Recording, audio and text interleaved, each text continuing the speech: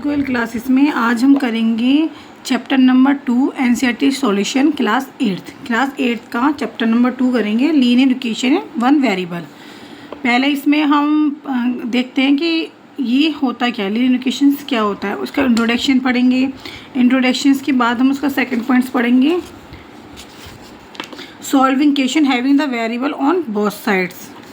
Okay, तो इसमें overview आपका क्या टॉपिक हैं, जो मेन में 3 टॉपिक्स हैं आपके, वो टॉपिक्स हैं। फर्स्ट टॉपिक है आपका इंट्रोडक्शन, सेकंड टॉपिक है solving equation having the variable on both side, third topic है आपका reducing equation two simpler form. Okay, तो फर्स्ट टॉपिक है आपका इंट्रोडक्शन। इंट्रोडक्शन में क्या होता है, पहले हमें पूरे चैप्टर में देखो इक्वेशंस के बारे में डिस्कशन है, तो हमें पहले ही पता होना चाहिए इक्वेशंस होती क्या है। इक्वेशंस वो होती है जिसके अंदर आपके वेरिएबल्स होते हैं, अलजेब्रिक एक्सप्रेशन होते हैं। बट इक्वेशन तो इसमें 2 वेरिएबल भी हो सकते हैं, उसको भी हम इक्वेशन बोलते हैं। जैसे कि एन इक्वेशन क्या होता है, equation an equation is a statement, एक स्टेटमेंट होता है of equality of 2 algebraic expression. 2 algebraic expression की जो इक्वलिटी होती है ना, दोनों इक्वल हैं, लेफ्ट हैंड साइड और राइट हैंड साइड दोनों ही इक्वल हैं, दैट इज कॉल्ड इक्वेशन बोलते हैं। और इसमें अलजेब्रिक एक्सप्रेशन क्या होता है, इन्वॉल्विंग अलजेब्रिक एक्सप्रेशन होता है जिसके अंदर आप वेरिएबल्स भी होते हैं, कांस्टेंट भी होते हैं। ओके, वेरिएबल्स, अब आप पूछोगे मैम वेरिएबल्स क्या होता है इसके अंदर, तो वेरिएबल्स क्या होता है, इन्वॉल्विंग 1 और मोर अननोन क्वांटिटीज, जिसके बारे में हमें जिसकी वैल्यू में नहीं पता होती, दैट इज कॉल्ड वेरिएबल्स।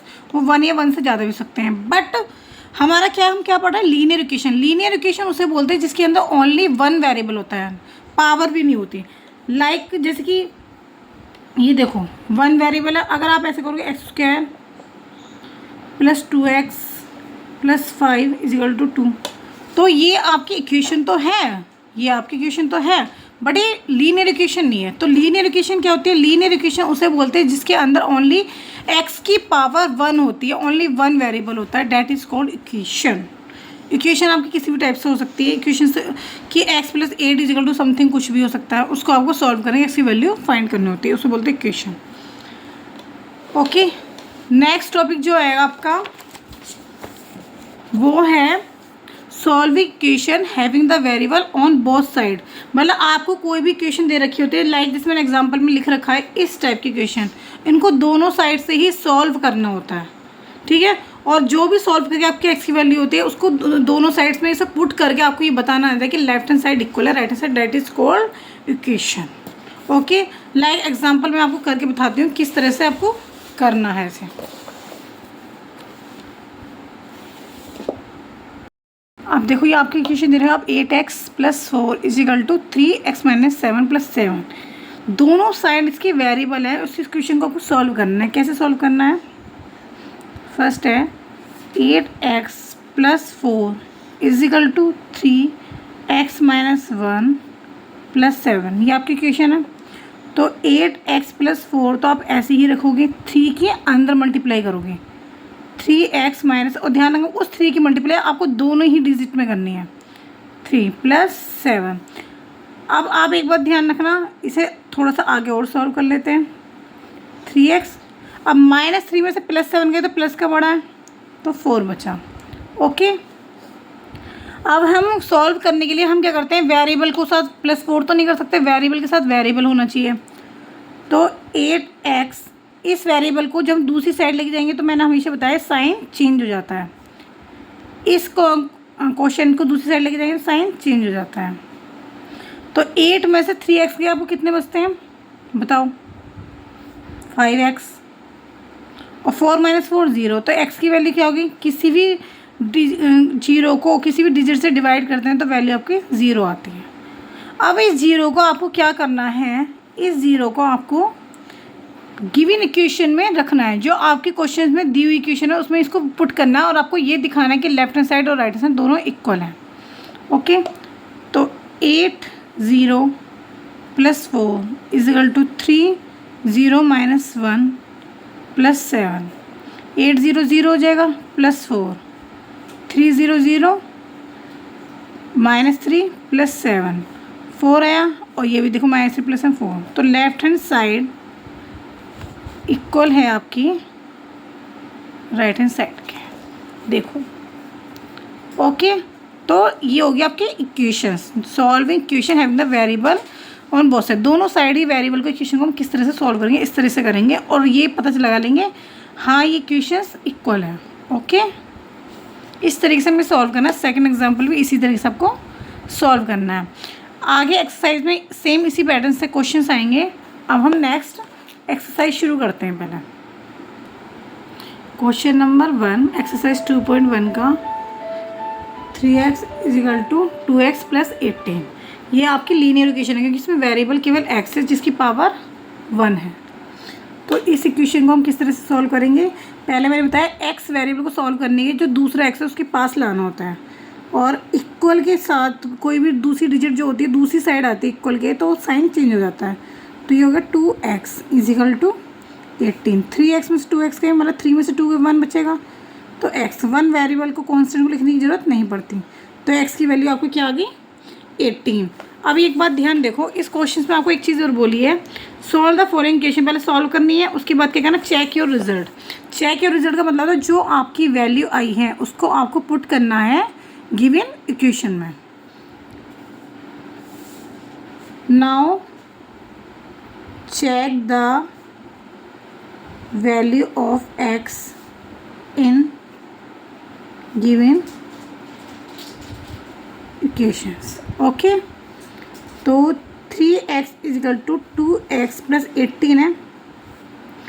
3 की मल्टीप्लाई हमने x की वैल्यू क्या आई आपके पास, x की वैल्यू 80, 2 × 18 + 18 मल्टीप्लाई करो 54 × 18। 54 = आगे इक्वल, दोनों बोथ साइड इक्वल हैं, लेफ्ट हैंड साइड इक्वल है आपकी राइट हैंड साइड की। प्रूव्ड हो गया कि ये इक्वेशन है, दोनों साइड इक्वल होती है, that is the called linear equation. Okay, equation यही होता है ना, इक्वलिटी होती है। अब सेम इसी तरीके से आपको उसका देखो सेकंड क्वेश्चन करना है। ये देखिए सेम इसी तरह आपको उसका सेकंड क्वेश्चन करना है। 5t - 3 = 3t - 5। 5 के पास 3 को आप ले आओगे, वेरिएबल के पास, कांस्टेंट को कांस्टेंट के पास। ध्यान रखना बस इक्वल के दूसरी साइड जब डिजिट को लेके जाते हैं हम तो साइन चेंज हो जाता है। वैल्यू सॉल्व करने के बाद t की वैल्यू इसमें पुट करके देखिए दोनों साइड इक्वल है, that is called linear equation. इसी तरह से ये करना है।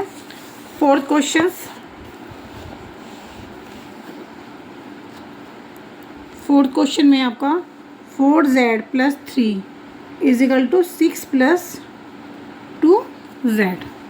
ओके, तो जेड भी एक वेरिएबल है, x y z a b c ये सब वेरिएबल होते हैं। तो z के बाद दूसरा z देखो यहाँ लेके आओगे तो साइन चेंज होगी, प्लस है तो माइनस हो जाएगा।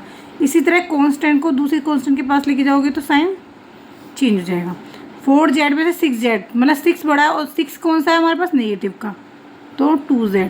6 में से 3 गए 3, तो -z = आ गया आपका 3 और जो भी कोफिशिएंट के साथ वेरिएबल के साथ कोफिशिएंट होता है उसको दूसरी साइड डिवाइड में चला जाता है और z की वैल्यू क्या आ गया हमारे नेगेटिव में 3/2।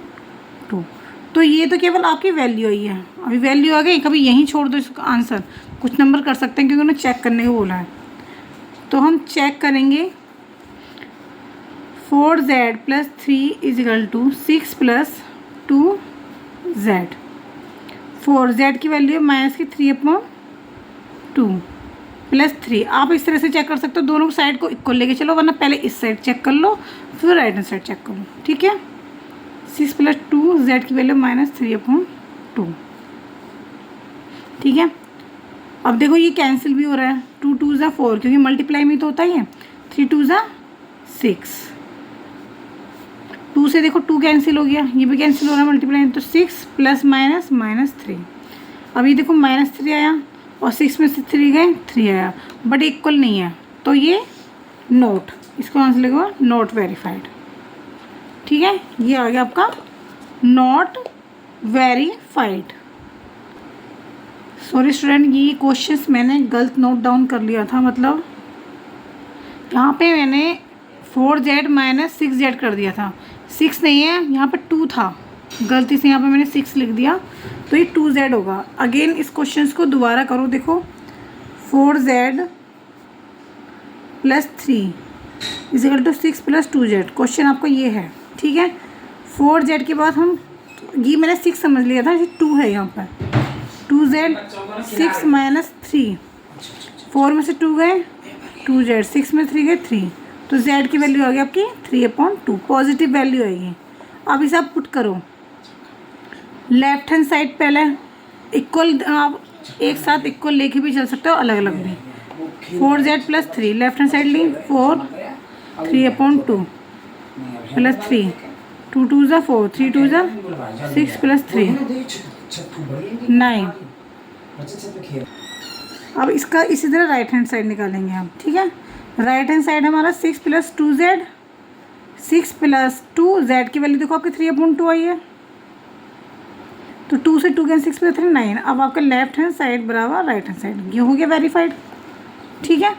इसी तरीके से आपको इनके सारे क्वेश्चंस करने हैं। क्वेश्चंस में कोई प्रॉब्लम नहीं, क्वेश्चन कोई भी प्रॉब्लम आएगी तो आप मुझे एक बार कमेंट बॉक्स में भेज सकते हैं कि मैम ये क्वेश्चंस में प्रॉब्लम है या ये क्लियर समझ में नहीं आया। अब 6 क्वेश्चन मैंने आपका अभी एग्जाम्पल में आपको करा दिया था, जो मैंने आपको इसके बारे में बताया था। अब जैसे 7 क्वेश्चन है, 7 क्वेश्चन आपसे क्या कह रहा है कि x equal to 4/5 x plus 10, ठीक है।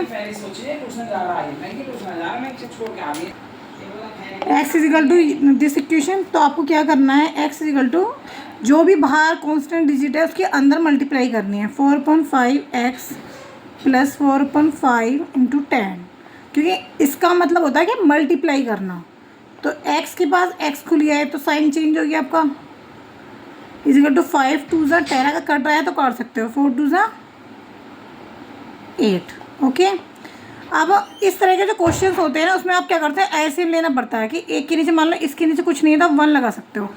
5 और 1 का एलसीएम क्या होता है 5, तो 1 को 5 से आप डिवाइड करोगे तो 5 आएगा, तो 5 के मल्टीप्लाई ऊपर करोगे 5x, 5 को 1 से डिवाइड करा तो 1 आएगा, तो 4x इजिकल टू 8। 5 में से 4 गए x/5 equal to 8। Step by step question को सॉल्व करोगे तो गलती नहीं होने की। x equal to cross multiply करोगे आप इसमें, 8 5 ज़ा 40, ये आगे आपके x की वैल्यू, आगे x की वैल्यू। अब x की वैल्यू को आपको इसमें देखो, ये तो 40 आ गया, इसमें पुट करके आपको बताना है कि लेफ्ट हैंड साइड बराबर है राइट हैंड साइड के। तो हम राइट हैंड साइड लेके चलेंगे कि लेफ्ट हैंड साइड में कुछ भी सॉल्व करने की ज़रूरत नहीं है। 4/5 x की वैल्यू 40 प्लस 10, ओके। 4/5 की मल्टीप्लाई आप अंदर करोगे 40 प्लस 4, ईच कॉन्स्टेंट वैल्यू में आपको ईच वेरिएबल्स में, या कोई भी डिजिट है सब में करनी है, अगर बीच में साइन है तो। 5 2 ज़ा 10, 5 8 ज़ा 40, 8 4 ज़ा 32, 4 2 ज़ा 8, डेट मीन्स 40 आया, ये हो गया आपका वेरीफाइड, ओके।